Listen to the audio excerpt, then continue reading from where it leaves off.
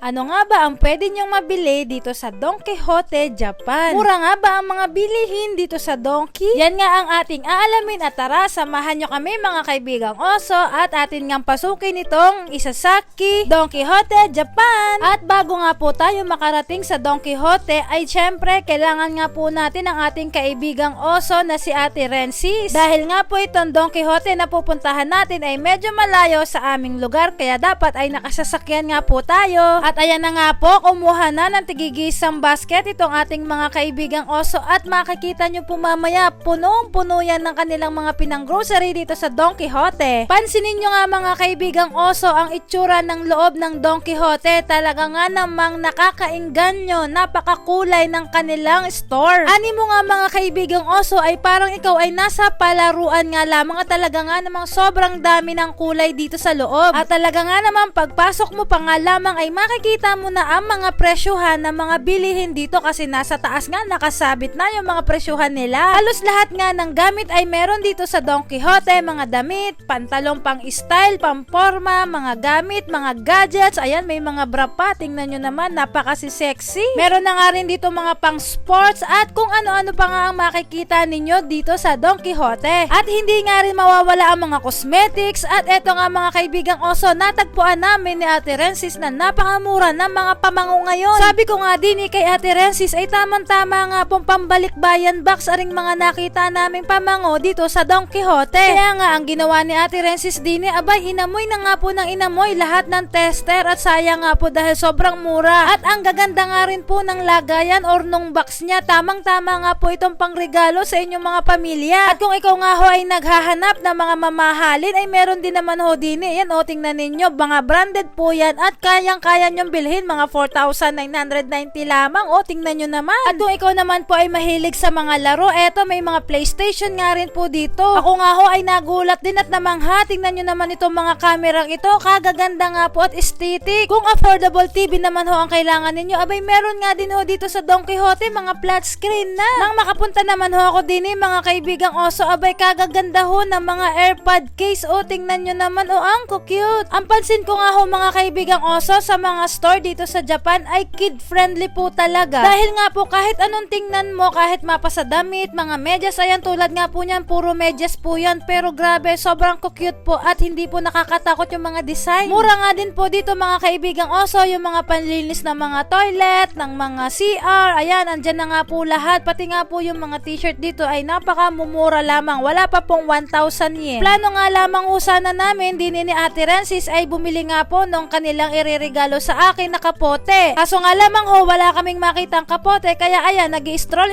na lamang po ako at eto, tingnan nyo naman mga kaibigang oso, ang gaganda ng bike. Kumbaga nga sa kuwan ay mga kaibigang oso, yung mga naiisip nyong gustong bilihin kapag pumunta kayo sa Don Quijote, malamang sa malamang ay makikita nyo po. At pansin ko nga rin po, yung mga Don Quijote dito sa Japan ay napakalaki or napakalawak nga po. Eto nga hong mga pinapakita ko sa inyo na area dito sa Don Quijote na pinuntahan namin ay naku po, wala pa nga po itong kalahati. Ayan, pumunta naman nga po tayo dito sa mga pasalubong. Ayan na nga mga kaibigang oso, dito rin ho kami sa Don Quijote namimili ng mga pagkain ng mga pasalubong na pampabalikbayan box. Dahil nga ho sa ilang beses na naming nagpabalikbayan box ay syempre napag-compare na nga po namin yung mga presyo ng bawat store at talaga nga pong mura pa rin dito nga po sa Don Quijote. Nung nagpadala nga ho ako sa Pilipinas ng mga non-stick na kawali, mga kaldero, ay dito nga rin ho ako bumili sa Don Quijote at talaga nga namang affordable at quality talaga. Pati na nga rin ho itong mga pagkain na talagang dito lamang sa Japan mabibili ay dito ko rin ho sa Don Quijote hinanap. At isa pa nga mga kaibigang oso, marami din po dito mga Pilipino items dito nga po sa Don Quijote kaya naman maraming Pinoy na napunta dito sa Donki. But wait,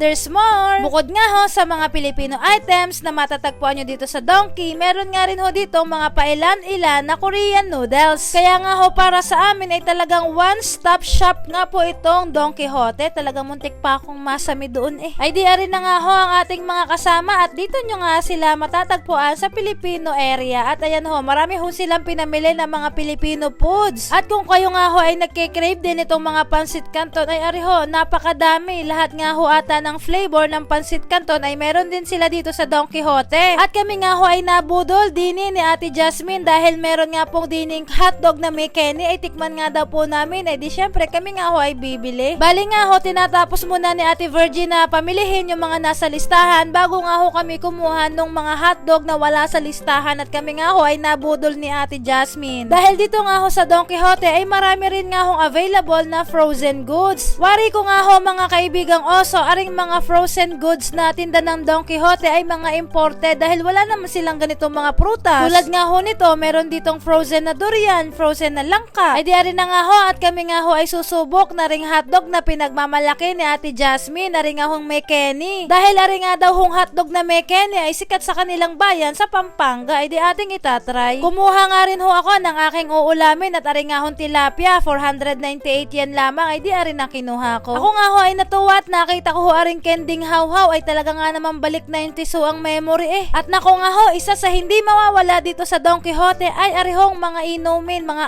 alak, mga beer, mga wine, name it guys, marami ho dito. At ituturo ko na rin ho sa inyo kung ano yung pinakamasarap na ramen na pwede nyo ipadala sa Pilipinas. Dito ho nyo matatagpuan sa Don Quijote. Ari nga hong Ichiran Ramen, dito ho kayo makakabili sa Don Quijote. At natapos na nga ho ang aking pag-iikot dito sa loob ng Don Quijote. Sana ho ay nagustuhan ninyo ang ating vlog for today's video. At sana nga ho ay nakakita kayo ng mga items na gusto nyong bilhin kung sakasakaling kayo mapapadpad dito sa Don Quijote Japan. Hanggang dito na lang po muna. Maraming salamat po sa suporta. Bye-bye!